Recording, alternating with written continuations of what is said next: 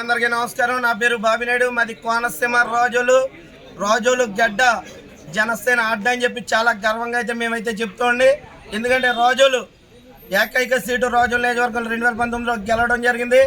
ఎప్పుడు కొళ్ళు అడ్డాయో తెలియదు కానీ ఈ సీటు మీద 2024లో దుర్మార్గుల కొళ్ళు, దృష్టుల కొళ్ళు, శనిగాళ్ళ కొళ్ళు కూడా ఇక్కడే పడ్డాయని చెప్పి మేమైతే తెలియజేస్తున్నాం. ఎందుకంటే జనసేనాని పవన్ కళ్యాణ్ గారు ఇంకా ఎవరికి ఇక్కడ పార్టీ తరఫున సీట్ అయితే కేటాయించలేదండి.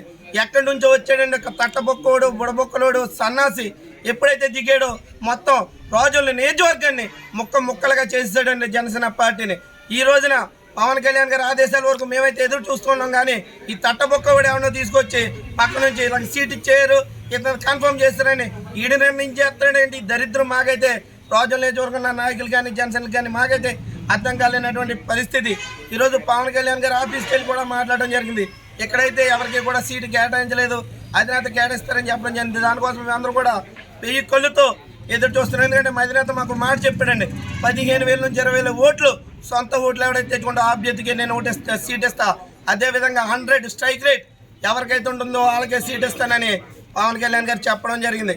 ఇక్కడ స్థానికంగా 3-4 నాయకులు ఉండగా ఎవరు బయట ఉన్నటువంటి వ్యక్తిని తీసుకొచ్చి ఇక్కడ గెలిచేస్తాం అన్నది సాధ్యం కాని పరిస్థితి అన్న విషయాన్ని కూడా పార్టీ అర్థం చేసుకోవాలి.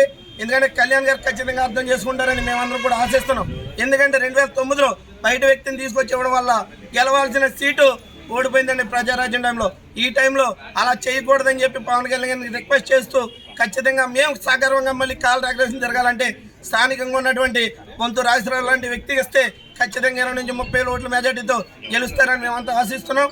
పవన్ కళ్యాణ్ గారి నోట ఏ మాట వస్తే దానికి కట్టుబడి పనిచేయడానికి నేను సిద్ధంగా ఉన్నానని చెప్పి తెలియజేస్తూ సెలవు తీసుకున్నా. జై జనసేన.